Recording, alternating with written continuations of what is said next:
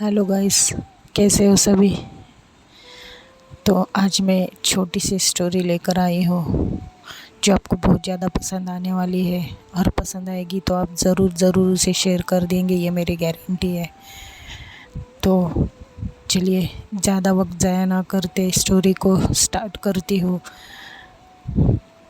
एक लड़की जिसका नाम निधि होता है, वो एक बस में चढ़ती है, टिकट निकालती है और यह हवा देखती है, एक सीट उसे खाली मिलती है, वहाँ जाकर बैठ जाती है।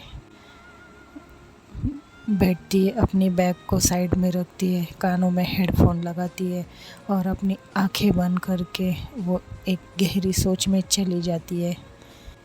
आइए जानते हैं 5 साल पहले क्या हुआ था। मैं निधि 12th स्टैंडर्ड में पढ़ती थी। मेरा 12th स्टैंडर्ड का मॉर्निंग कॉलेज था। मैं उसी सेम टाइम पर हमेशा उसी बस में चढ़ा करती थी। मेरा 12th स्टैंडर्ड कैसे ख़त्म हुआ मुझे नहीं पता चला, क्योंकि मैं पढ़ाई में अच्छी थी, मेरे मार्क्स भी अच्छे आए थे। तो मैं जूनियर कॉलेज अच्छे से पास आउट करके अब मैं सीनियर कॉलेज यानी उसी कॉलेज में थी। मैंने कॉलेज चेंज नहीं किया था। अब मैं फर्स्ट ईयर में थी।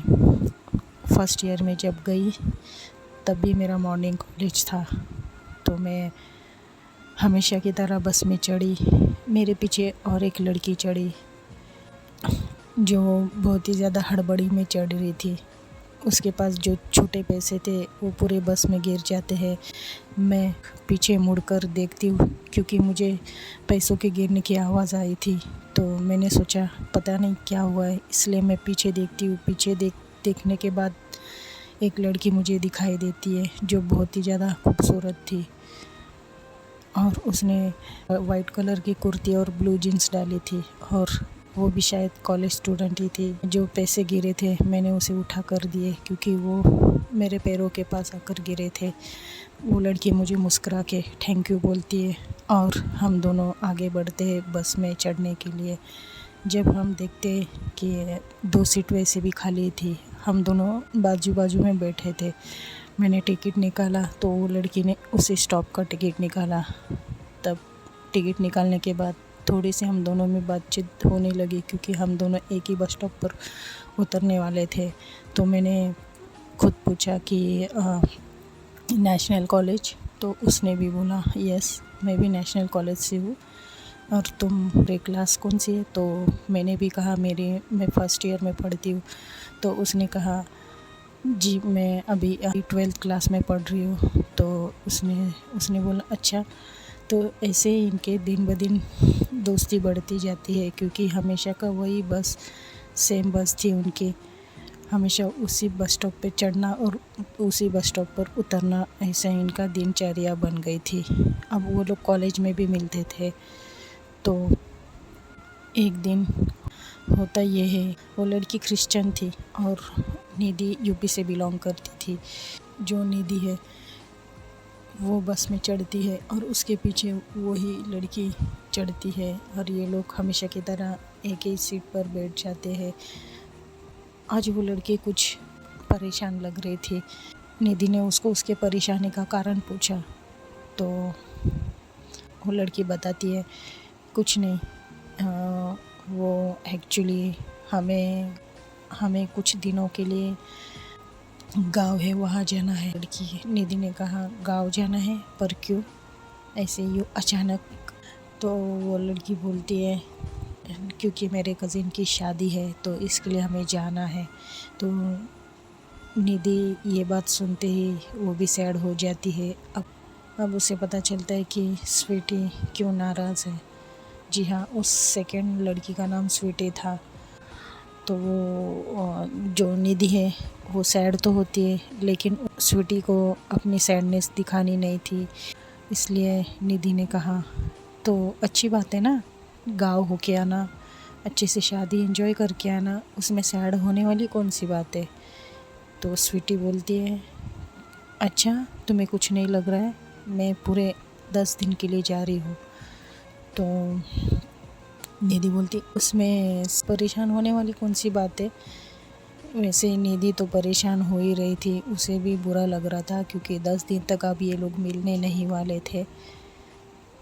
लेकिन फिर भी निधि ने अपने चेहरे पर हंसी दिखाते हुए कहा कि उसमें कोई परेशानी वाली बात नहीं है, 10 दिन के बाद तो तुम आओगी ना। तो वो स्वीटी है वो कहती है हाँ वो तो है। स्वीटी अपने आंसू को छुपाकर उससे नज़रें नीचे करके ही बात कर रही थी। स्वीटी के आंसू रुक नहीं रहे थे, इसके लिए स्वीटी बीच में उतरने का मन बनाती है तो वो उठने लगती है और बस के गेट के पास जाने लगती है। तो निधि बोलती है क्या हुआ, हमारा बस स्टॉप तो आगे है। तो स्वीटी बोलती है कि मुझे गांव जाने के लिए कुछ शॉपिंग करनी है, इसके लिए मैं यहाँ उतरने वाली हूँ। तो निधि ने कहा चलो मैं भी चलती हूँ। तो स्वीटी बोली नहीं तुम नहीं जाओगी क्योंकि मेरे मम्मी पापा आ रहे हैं। तो निधि ने कहा ओके ठीक है बाय। स्वीटी बात करने के दौरान एक भी नज़र निधि के पास देखती नहीं है और उसे नज़रें नीचे करके ही बाय करती है। बाय बोलकर बस से उतर जाती है। बस से उतरने के बाद निधि के भी आंखों में आंसू आ जाते हैं और वो मन में सोचती है पागल लड़की, परेशान क्यों है बताती भी नहीं है। जबकि निधि को पता था वो परेशान इसलिए हो रही है क्योंकि 10 दिन अब वो लोग नहीं मिलने वाले थे और ऐसा ये पहली बार होने वाला था। तो अब दूसरे दिन जब निधि घर जाती है, निधि बहुत ज़्यादा परेशान होती है क्योंकि उसे अब स्वीटी 10 दिन तक नहीं दिखने वाली थी। इसके लिए वो बहुत ज़्यादा परेशान हो रही थी और ये भी सोच रही थी कि मैं कल कॉलेज जाऊँ या ना जाऊँ क्योंकि मैं बस स्टॉप पर उसे बहुत ज़्यादा मिस करूँगी। फिर सोचती है कि अगर मैं घर में रहूँगी तो और भी ज़्यादा उसे मिस करूँगी, तो मैं कॉलेज ही होकर आती हूँ। तो सारी रात ये बात सोच कर वो सोती नहीं है। बस सुबह उठती है, फ्रेश होती है, तैयार होती है और अपना कॉलेज के लिए निकल पड़ती है। जब वो कॉलेज के लिए निकल पड़ती है, जब वो बस स्टॉप पे आती है तो उसकी आँखें खुली की खुली रह जाती है क्योंकि उसकी आँखों पर उसको विश्वास नहीं हो रहा था। सामने देखती है तो वो स्वीटी होती है। स्वीटी को देखकर बहुत ज़्यादा खुश होती है। निधि का मन कर रहा था उसको जाकर हग करूं लेकिन वो नहीं कर पाती। वो स्वीटी के पास जाती है और बोलती है अरे स्वीटी तुम तो गाँव जाने वाली थी, क्या हुआ। तो स्वीटी बताती है कि मैं नहीं जा पाई, मेरा मन नहीं किया जाने का। तो अब यहाँ पर निधि को मन में ये लगता है कि शायद से ये मेरी वजह से नहीं गई है। तो वो अंदर ही अंदर इतनी खुश हो जाती है निधि, उसका खुशी का ठिकाना नहीं होता है। तो ऐसे ही कुछ दिन बीतते हैं। स्वीटी अब पहले जैसे रोज़ बस स्टॉप पर नहीं आती थी तो निधि को थोड़ा सा परेशानी हो रही थी और उसको टेंशन भी आ रही थी कि स्वीटी उसके साथ ऐसा क्यों बिहेवियर अचानक चेंज कर दी है। इसके लिए उसने कई दफ़ा स्वीटी से बात करनी भी चाहिए लेकिन स्वीटी उससे पहले जैसे अब बात नहीं कर रही थी, निधि से थोड़ा कम बात करती है। तो इसका रीज़न भी निधि ने बहुत बार पूछना चाहा लेकिन स्वीटी ने कभी उसे खुलकर कुछ बताया नहीं, बस वो चुपचाप रहती थी। बस स्टॉप आता था उतरती थी, बस स्टॉप आता था चढ़ती थी। ऐसे ही इन दोनों का शेड्यूल होने लगा था। जैसे ये लोग पहले जैसा बात नहीं करते थे, एक दूसरे के साथ हंसी मजाक नहीं करते थे, बस स्वीटी अब शांत सी हो गई थी। तो निधि ने सोचा शायद से ये मुझसे कुछ सुनना चाहती है क्योंकि अक्सर लोग तभी शांत होते जब उनके मन में कुछ चल रहा हो। तो निधि को ये समझ आ रहा था कि स्वीटी क्या चाहती है। तो निधि एक प्लान बनाती है। निधि सोचती है क्रिसमस पास आ रहा है तो मैं क्रिसमस डे पे स्वीटी को कुछ अच्छे से गिफ्ट दे दूँ और उसको अपने दिल की सारी बात बता दूँ। तो एक दिन निधि स्वीटी से बात करने लगती है। एक दिन निधि हमेशा की तरह बस में चढ़ती है, उसके पीछे पीछे स्वीटी भी चढ़ती है। दोनों हमेशा की तरह शांत थे। चुप्पी तोड़ते हुए निधि बोलती है कि अब क्रिसमस आ रही है तो क्या हम बाहर मिल सकते हैं? एक्चुअली मुझे तुम्हारे साथ क्रिसमस मनानी है। वो स्वीटी को ऐसा बोलती है तो स्वीटी उसमें हाँ बोल देती है, क्योंकि वो क्रिसमस के लिए मना नहीं कर सकती थी। तो ये लोग का प्लान हो जाता है मिलने का। ये लोग प्लान के मुताबिक मिलते हैं। निधि स्वीटी के लिए एक केक लेकर जाती है और जिस पर लिखा रहता है आई लव यू स्वीटी, और एक गिफ्ट भी लेकर जाती है, प्रपोज कार्ड भी रहता है। तो वो जाती है और स्वीटी के सामने एक पहला केक जो पैकेट पूरा बंद था वो रख देती है और स्वीटी को केक खोलने के लिए कहती है। तो स्वीटी देखती है उस पर लिखा था आई लव यू स्वीटी। तब स्वीटी समझ जाती है तो स्वीटी स्माइल करती है और निधि उसे फिर कार्ड देती है और कार्ड में लिखा रहता है कि जब से मैंने तुमको देखा है तब से तुमसे प्यार किया है, जब से प्यार को जाना है तब से तुमसे प्यार किया है। अब मैं भी ना जानूं कि कब से प्यार किया है, लेकिन जब से प्यार किया है तब से सिर्फ तुमसे ही प्यार किया है। आई लव यू स्वीटी, ऐसा लिखा रहता है। तो स्वीटी बहुत खुश होती है और स्वीटी स्माइल करती है और उसको हाँ बोल देती है। अब दोनों रिलेशनशिप में आ गए थे। तो कुछ दिन ये लोग रिलेशनशिप में रहते हैं, जैसे कपल्स रहते हैं वैसे ये लोग रहते हैं। घूमना फिरना ये सब होता है। तो निधि जब जब उसके करीब जाने लगती है लेकिन स्वीटी उसे मना करती है। स्वीटी बोलती है कि प्यार का मतलब बस करीब आना नहीं होता है ना। तो निधि बोलती ओके, जब तुम खुद चाहोगी तब मैं तुम्हारे पास आऊँगी, तब तक मैं तुम्हारे पास कभी नहीं आऊँगी। तो स्वीटी को अच्छी लगती है बात। तो कुछ दिन ऐसे ही बीतते हैं। तो कुछ दिनों बाद, थोड़े दिनों में स्वीटी पूरी तरह से बस स्टॉप पर आना बंद हो जाती है। अब निधि का मन मचल जाता है स्वीटी से मिलने के लिए, उसको देखने के लिए उसकी आंखें तरस जाती है। वो तड़प उठती है निधि से। स्वीटी बस स्टॉप पे पर नहीं आती है और कहीं नहीं दिखती है। तो निधि बहुत ज़्यादा सैड हो जाती है।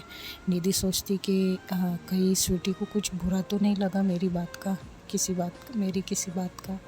वो क्यों नहीं आ रही है, फ़ोन भी नहीं उठा रही है, पता नहीं क्या हुआ है, कहाँ गई है। इसके लिए वो स्वीटी के घर जाने का सोचती है, क्योंकि उनके रिलेशन के दौरान स्वीटी ने अपने घर का पता बता दिया था। तो एक दिन निधि कॉलेज ना जाकर स्वीटी के घर जाने का मन बना लेती है। बस स्टॉप से कुछ दूरी पर 1-1.5 किलोमीटर स्वीटी का घर होगा। वो जाती है स्वीटी के घर और जाकर देखती है। जब वो घर के अंदर जाती है तब उसके पैरों तले ज़मीन निकल जाती है, क्योंकि उसके घर जाकर जब वो देखती है तो दीवार पर स्वीटी की फ़ोटो टंगी रहती है जिस पर हार चढ़ा रहता है। और ये देखकर निधि को वही चक्कर आने लगते हैं और वो बैठ जाती है। स्वीटी की माँ आती है, उसको होश में लाने की कोशिश करती है। निधि होश में आती है और वो आंटी को चिल्लाने लगती कि आप जीते जागते इंसान की फ़ोटो कैसे चढ़ा सकते हो हार के साथ। तो स्वीटी की माँ बस निधि का ही मुँह देखते रहती है कि ये क्या कह रही है। तो निधि बोलती है मैं आपसे बात कर रही हूँ, आप कौन हो स्वीटी की? तो वो बोलती है बेटा मैं उसकी मम्मी हूँ। तो निधि बोलती है कि आप ऐसी कैसी माँ है, अपनी बेटी के फ़ोटो पर हार चढ़ा दिया आपने। तो स्वीटी की माँ बताती है बेटा मरे हुए लोगों के फ़ोटो पे हार ही चढ़ाया जाता है, और रोने लगती है। तो निधि वहाँ पर पूरी की पूरी संत रह जाती है, वहाँ पे शॉक रह जाती है और वो आंखें बड़ी बड़ी करके बस स्वीटी की मम्मी को ही देखने लगती है। पूरी पसीने पसीना हो जाती है और वहाँ पर पूरी फैमिली आ जाती है और वो निधि को पूछने लगती कि तुम कौन हो? तो निधि बोलती है मैं उसकी बेस्ट फ्रेंड हूँ। और स्वीटी के साथ ये सब कब और कैसे हुआ। वो रोने लगती वहीं पर, बहुत ज़ोर से रोने लगती है, अपना सिर पटकने लगती है। तो उसको सारे फैमिली वाले पकड़ते और रोने लगते सब लोग। तो निधि पूछती है, ये तुम ये सब क्या हो रहा है, कोई मुझे बताएगा मेरी स्वीटी के साथ क्या हुआ है। तब उसकी मम्मी बताती है कि बेटा जब हम गाँव जा रहे थे तब हमारा एक्सीडेंट हुआ था, हम तो बच गए लेकिन उस एक्सीडेंट में स्वीटी की मौत हो गई। तब तो और भी ज़्यादा निधि के पैरों तले ज़मीन खिसकती है। तब निधि बोलती है ऐसा कैसे हो सकता है, ऐसे नहीं हो सकता। मैं तो जो उसकी फैमिली वो बोलती है हाँ बेटा उसे मरे हुए 2 महीने हो गए। तो निधि वहाँ पर ही शॉक हो जाती है। अब वो किसी को क्या बताएगी, बस अपने किस्मत को दोष देते हुए वो वहाँ से रोकर चली जाती है। जब वो बाहर जाती है तब उसे दूर खड़ी लड़की मुस्कुराती हुई दिखती है। जी हाँ, वो स्वीटी थी और स्वीटी निधि को हाथ से इशारा करके बाय बोल रही थी, यानी उसकी आंखों में आंसू थे और लबों पे मुस्कान, और वो हाथों से बाय कर रही थी सिर्फ अपनी निधि को। निधि समझ जाती है कि उसके साथ इतने दिनों से क्या हो रहा था। तो दोस्तों कैसी लगी स्टोरी, अगर अच्छी लगी हो तो प्लीज़ लाइक और कमेंट कर देना, और नए हो तो चैनल को सब्सक्राइब कर देना। बाय।